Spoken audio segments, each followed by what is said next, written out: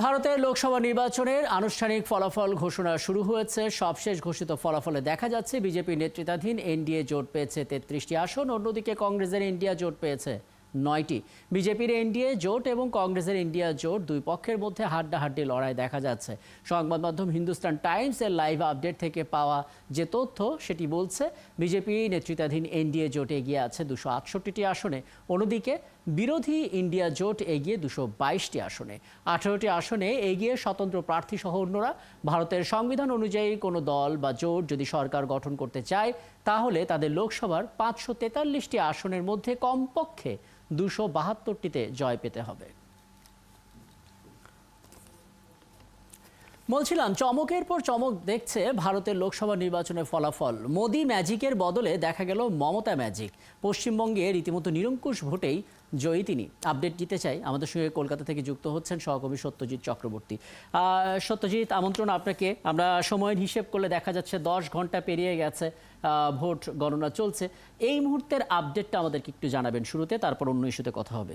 সত্যজিৎ, দেখুন, পশ্চিমবঙ্গে যে মমতা জয়, যে মমতা ঝড়, সেটা কিন্তু অব্যাহত। আমরা 21-এর বিধানসভায় দেখেছি এবং 24-এর লোকসভা নির্বাচনেও দেখলাম। 19 সালের যে লোকসভা নির্বাচন হয়েছিল সেখানে কিন্তু তৃণমূল পেয়েছিল 18টি আসন এবং এবারের তুলনায় এবারের কিন্তু লড়াইয়ের যে ক্ষেত্র, যে পরিবেশ পরিস্থিতি, সবটাই কিন্তু ছিল আরো অনেক কঠিন।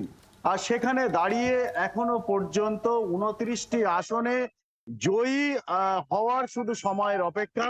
ইতিমধ্যে বহু আসনে কিন্তু জিতেছেন এবং মমতা ব্যানার্জি ভাইপো অভিষেক বন্দ্যোপাধ্যায় তিনি প্রায় 7 লক্ষের কাছাকাছি ভোটে তিনি জয়ী হয়েছেন, যেটা দেশের মধ্যে রেকর্ড। তো পশ্চিমবঙ্গে যেভাবে তৃণমূলের ঝড়, তাতে করে কিন্তু কোন আঞ্চলিক দল হিসেবে 2024 সালের এই 18তম লোকসভা নির্বাচনে বিজেপির বিরুদ্ধে মমতা বন্দ্যোপাধ্যায় এখনো পর্যন্ত এগিয়ে। আর যদি সর্বভারতীয় রাজনৈতিক দল বলা হয় তাহলে সেক্ষেত্রে প্রথমে এই যে ইন্ডিয়া জোটের অর্থাৎ বিজেপি বিরোধী জোটের ক্ষেত্রে যদি আমি নজরটা দেই, তাদের পরিসংখ্যান বলি, তাহলে এখনো পর্যন্ত 95টি আসনে এগিয়ে আছে কংগ্রেস। তারপরে তাদের যে ইন্ডিয়া জোট করেছে অন্যান্য যে রাজনৈতিক দল, তাদের সেই সংখ্যা মিলিয়ে এখনো পর্যন্ত কিন্তু 242 আসনে তারা এগিয়ে।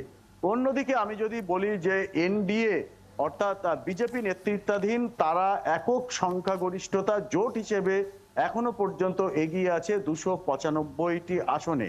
তো সেক্ষেত্রে বিজেপি এককভাবে কিন্তু এগিয়ে আছে 245টি আসনে।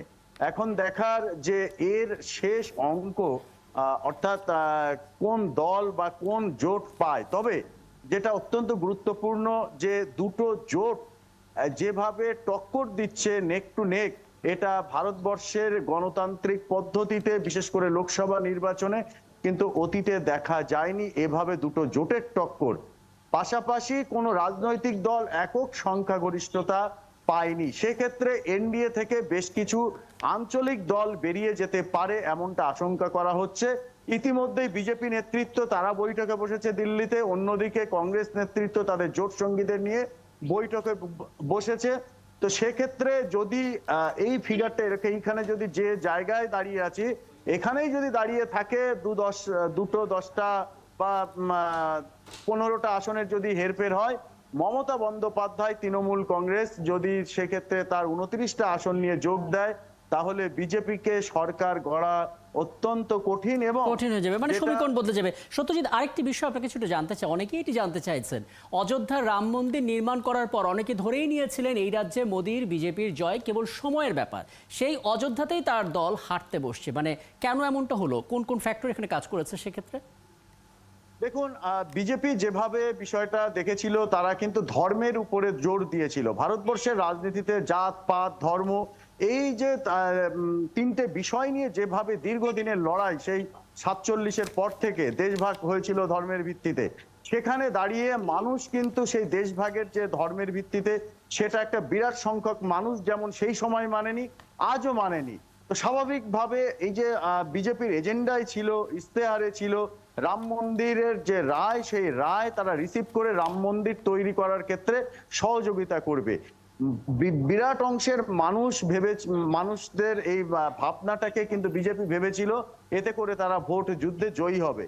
উল্টো দিকে দেখা গেল মানুষ আসলে কিন্তু তাদের রুটি রুজি এসব নিয়ে অনেক বেশি ভেবেছে। বিভিন্ন জায়গায় আঞ্চলিক দলগুলো যেভাবে এই তাদের যে সমস্ত এজেন্ডা রেখেছিল, বিশেষ করে আপনি যদি পশ্চিমবঙ্গের প্রেক্ষাপটে দেখেন, লক্ষ্মীর ভান্ডার অর্থাৎ মহিলাদের 1000 টাকা বাড়ি বসে তাদের অ্যাকাউন্টে দিয়ে দেওয়া, এরকম বিভিন্ন আঞ্চলিক যে রাজ্যগুলো আছে সেই সমস্ত রাজ্যে হার। অন্যদিকে উত্তরপ্রদেশ যার দিল্লি তার বলা হয়, সেই ক্ষেত্রে উত্তরপ্রদেশে প্রায় অর্ধেক আসনে হারতে চলেছে বিজেপি।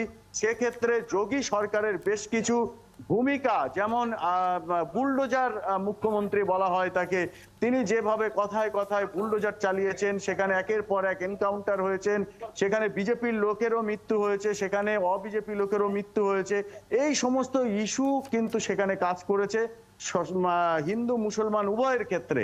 সেক্ষেত্রে বিরাট অংশের ভোটাররা বিজেপি থেকে মুখ ফিরিয়ে নিয়েছেন সবক শেখানোর জন্য। যদিও উত্তরপ্রদেশে আমরা গত বছরের বিধানসভা নির্বাচনে দেখেছি বিজেপির নিরঙ্কুশ সংখ্যা গরিষ্ঠতা নিয়ে সেখানে সরকার গড়েছে, কিন্তু লোকসভায় মুখ ফিরিয়ে নিল। জি, সত্যজিৎ আলাপটা শেষ করব, একটু বলবেন এই চূড়ান্ত ফল আসতে কেমন সময় লাগতে পারে, যেহেতু গণনা চলছে? দেখুন, এখনো এইটা কিন্তু সমগ্র দেশের যে গণনা, সেই গণনার পূর্ণাঙ্গ ফলাফল আসতে কিন্তু গভীর রাত লেগে যেতে পারে। সেক্ষেত্রে আমি যদি কম সময় ধরি, তাও কিন্তু আপনার রাত 8টা বাজবে এবং বেশ কিছু আসনে হয়তো আরো বেশি সময় লাগতে পারে। এমনটা কিন্তু নির্বাচন কমিশনের যে ধারায় ভোট গণনা চলছে, যে পদ্ধতিতে ভোট গণনা চলছে, কোথাও কোথাও কিন্তু রিপোল হয়ে পুনর্গণনা হয়েছে।